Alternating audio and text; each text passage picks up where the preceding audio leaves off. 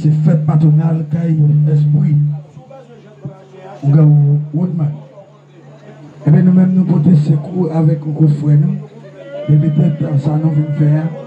Pas venir déranger personne. Mais nous venons porter la main forte. Et bien ça nous vient faire.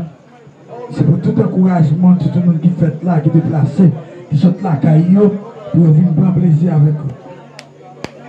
Comme que nous, c'est un gros coup d'ail pour nous. Et vous comprenez la vie, c'est comme ça. Et il y a des amis dans la tête en bois. Et qui ne pas jamais la nous. Et malgré toutes les difficultés, il est toujours ensemble avec nous. Et spécialement pour opérer ça. Et nous avons tout le monde avec nous.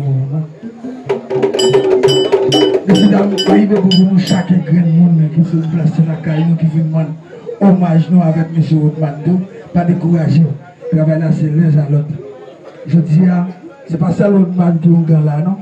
Tout le monde qui est dans la croix, c'est un grand mambo qui vient là. Si nous comprenons le rôle de tête, nous, eh bien, c'est le travail ça qui est à monter. Et nous, on fait la force. Puis nous divisons, eh bien, nous sommes obligés de porter hommage, non? Mais force, ça va, nous ne pas l'eau. Mais un peu, nous ne pas l'eau. Eh bien, nous allons lever mes mains là. Pour du soleil,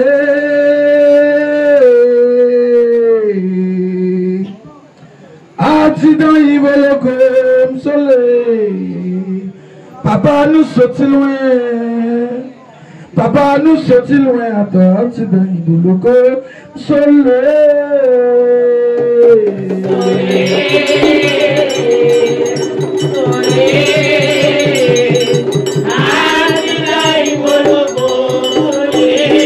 adieu papa nous sorti loin, c'est vrai.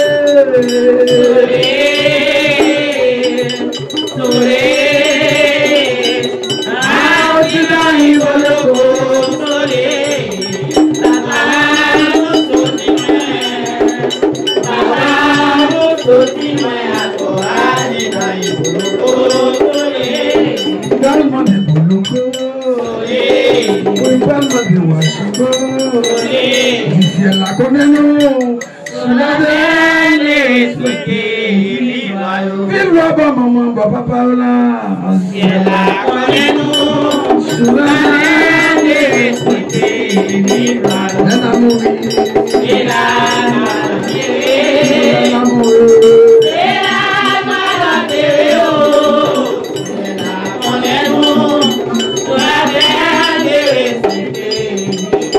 sur la dame de respecter, nous ensemble, nous ensemble, si c'est péché nous, mais qui la cause, n'a pas ces misères, nous ensemble, nous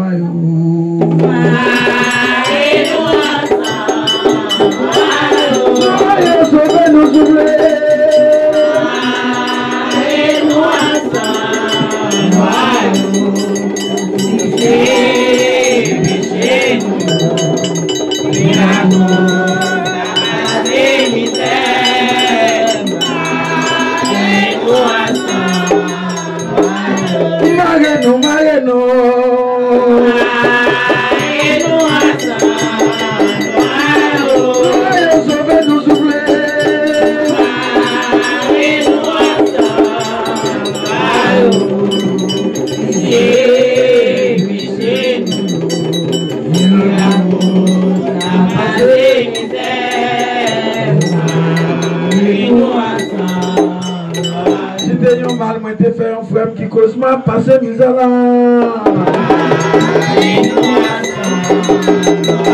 C'est des malédictions qui cause ma passé misère là.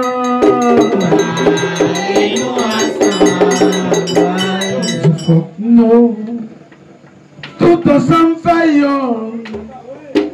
C'est la loyauté passée. Nous pas garder les anneaux.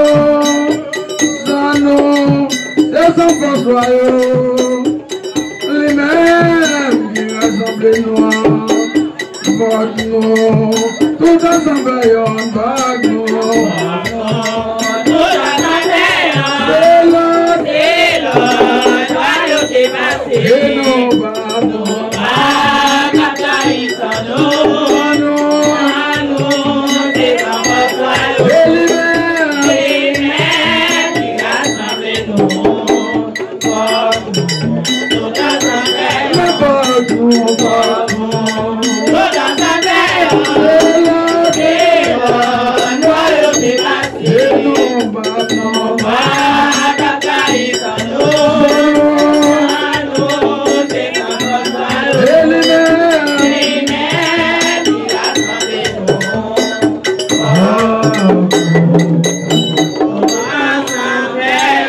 service a commencé là.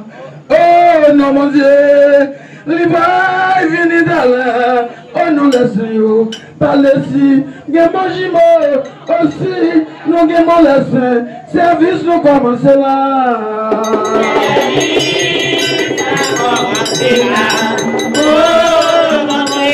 Oh non mon Dieu, nous laissons tomber. Oh, non, Dieu,